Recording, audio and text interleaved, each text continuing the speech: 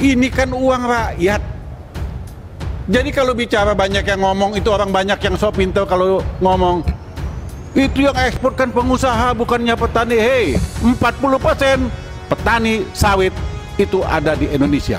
Bibitnya dari mana? Bibit existing dari pertanaman standing crop sekarang Tidak bisa. Ini. Anda jangan bohongin saya. Existing tidak bakal bisa mencukupi 30 juta kilo.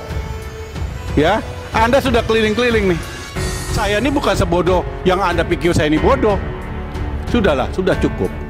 Saya katakan ini omong kosong. Kemungkinan, tapi Jangan bilang kemungkinan. Jangan bilang kemungkinan. Harus fix kalau ngomong. Kasihan Pak Menteri sudah kerja capek. Kasihan Presiden Republik Indonesia keliling pagi siang malam. Saya Pak Menteri mau beli minyak, mau bagikan ke rakyat. Saya telepon ke pabrik. Pabriknya bilang apa? Mohon maaf, bos. Saya nggak bisa jual. Kenapa? Di pabrik saya ada Satgas Pangan, ada Dinas Perdagangan, Dinas Perindustrian ditungguin. Terus kalau saya mau beli minyak goreng siapa? Melalui Dinas Perdagangan. Logikanya di mana? Saya belilah 2000 kilo, nggak bisa, cuma 500 kilo bolehnya. Tapi saya bilang boleh nggak boleh, gua harus beli. Saya buat surat pernyataan bahwa ini bukan untuk diperjualbelikan, tapi dibagikan kepada rakyat saya. Terima kasih sudah klik video ini. Jangan lupa tekan tombol subscribe untuk bergabung. Dalam hitungan saya persilahkan kalian untuk tekan tombol subscribe.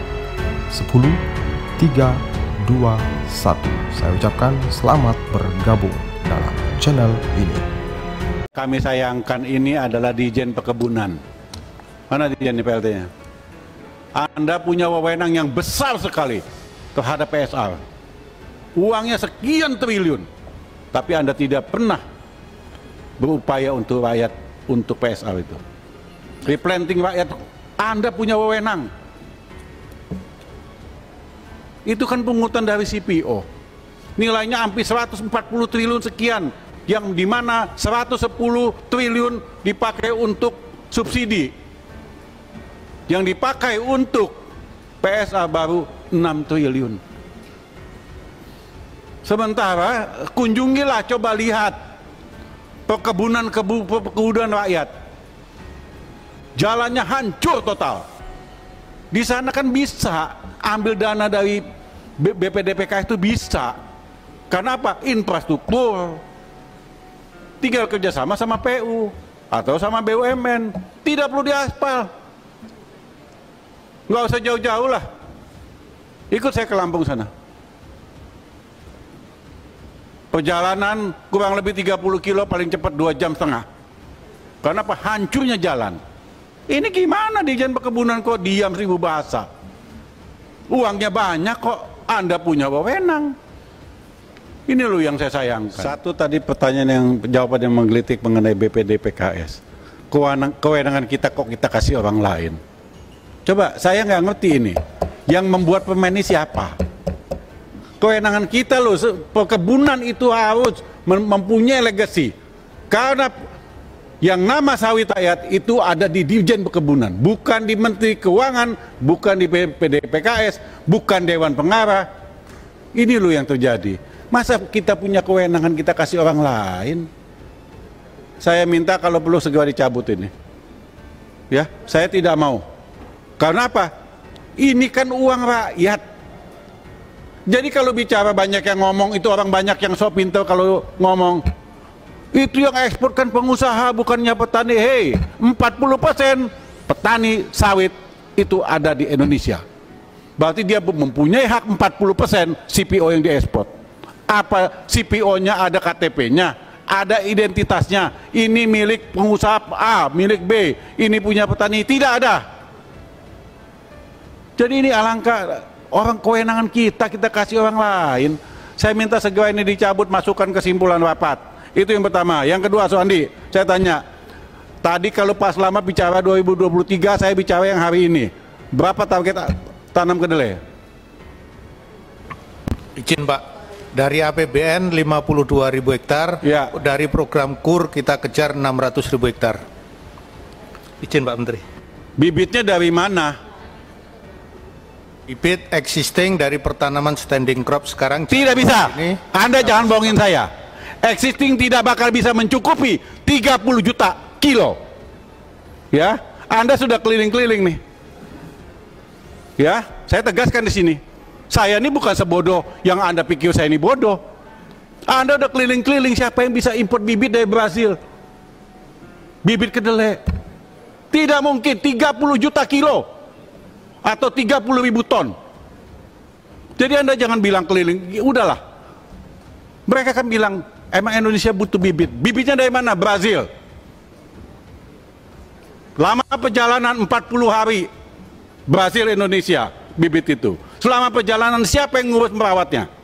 Jadi ini omong kosong, Sandi. Sudahlah, sudah cukup. Saya katakan ini omong kosong.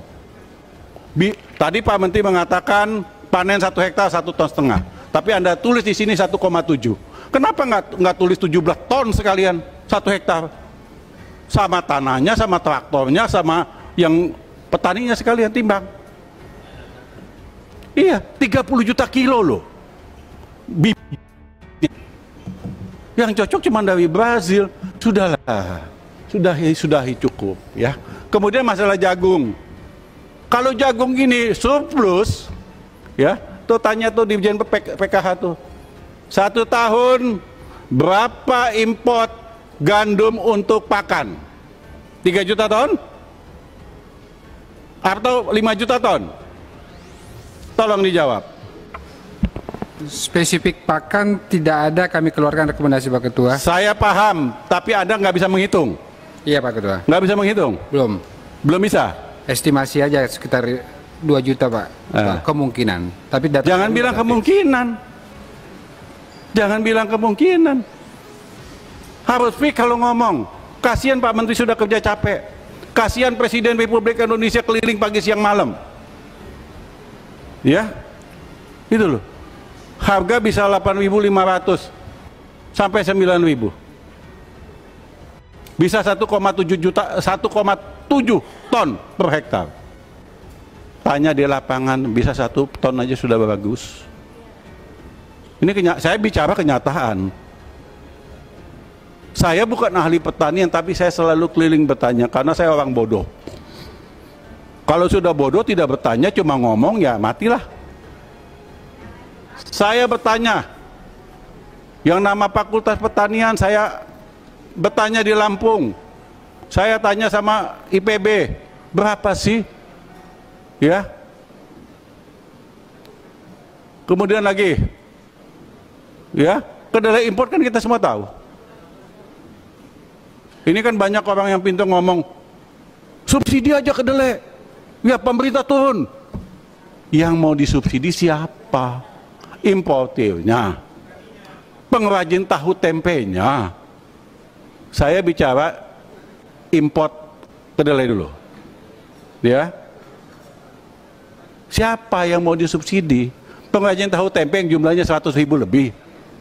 Gimana caranya? Kecuali, ya, Bulog ditugaskan oleh pemerintah untuk menyerap hasil produksi kedelai. Berapa biaya produksi? 7.000. Oke. Berarti petani paling tidak menjual ke Bulog 8.000. Nanti tinggal hitung-hitungan dengan Kementerian Keuangan. Berapa yang disubsidi untuk kedelai? Satu tangan. Kalau di duit sekian triliun dikasih ke pengusaha importi, wassalam. Sekjen tahu nggak berapa impor kedelai satu pengusaha jumlahnya tahu? Kalau total Bapak bersama dengan kebutuhan lain itu sekitar 6 sampai 7 juta ton. Kedelai segar? Kenapa? Kedelai segar untuk tahu tempe? Konsumsi 2,5 juta ton Bapak. Anda tahu dari mana 2,5?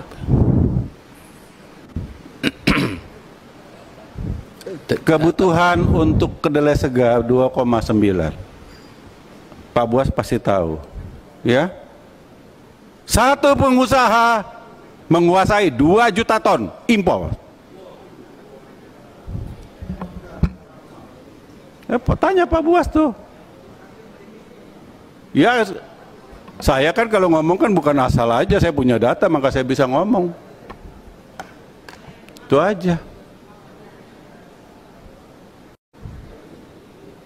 Jagung. Jagung kan mahal sekali. Dan jagung ini akan lebih mahal lagi. Karena apa? Impor gandum terhalang. Impor terbesar dari Rusia, Ukraina, sebagian dari Turki. Itu aja.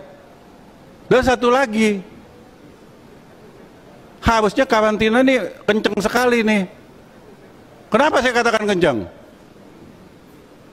Import gandum, food and feed itu beda.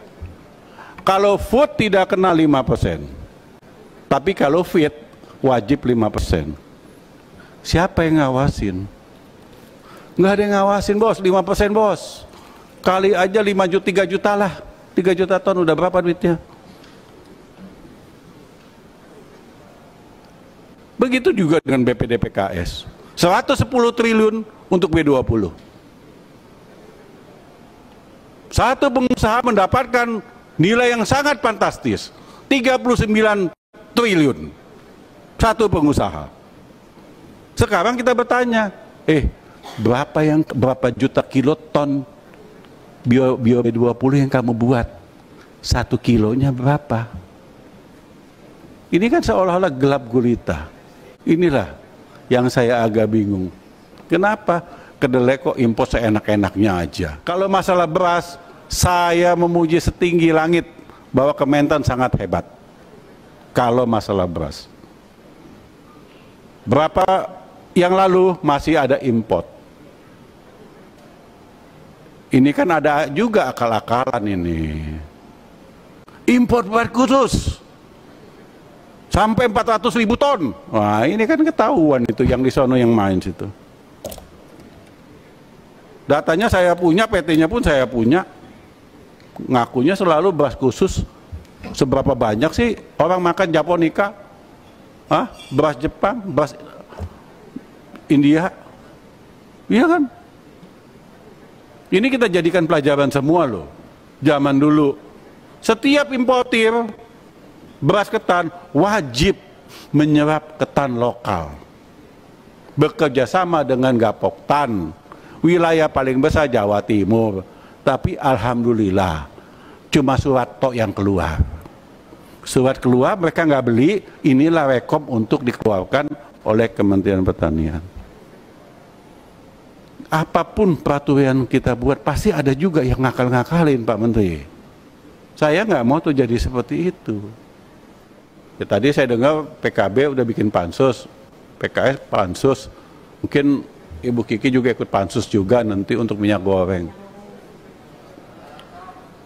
Demokrat juga pansus, Nasdem pansus, ya kita jadikan pansus supaya terang benderang.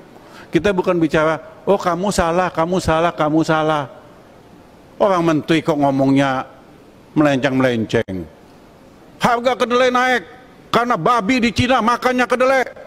Wah, beda lagi dengan Dirjen Dalam Negeri, Dagang Dalam Negeri ngomongnya, kami tidak bisa mengatur harga kedelai karena import. Nah, loh, saya punya catatan detail mengenai perkataannya itu. Iya kan? Dipanggil pertama kali nggak datang keliling Makassar. Kata Pak Rudi Mase lagi ngopi. Wah, enak sekali. 1 bulan keliling berapa puluh miliar. Buk sewa pesawatnya itu. Hasilnya kagak ada, bos. Ini loh, nggak ada hasilnya. Kenapa nggak dari awal subsidi aja, kan selesai, nggak ribut. Kalau dibilang harga bebas, pasar bebas, ya nggak usah ada Menteri Perdagangan. Saya Pak Menteri mau beli minyak, mau bagikan ke rakyat. Saya telepon ke pabrik, pabriknya bilang apa? Mohon maaf, bos, dia bilang, saya nggak bisa jual. Kenapa? Di pabrik saya ada Satgas Pangan, ada Dinas Perdagangan, Dinas Perindustrian ditungguin. Terus kalau saya mau beli minyak goreng siapa? Melalui Dinas Perdagangan.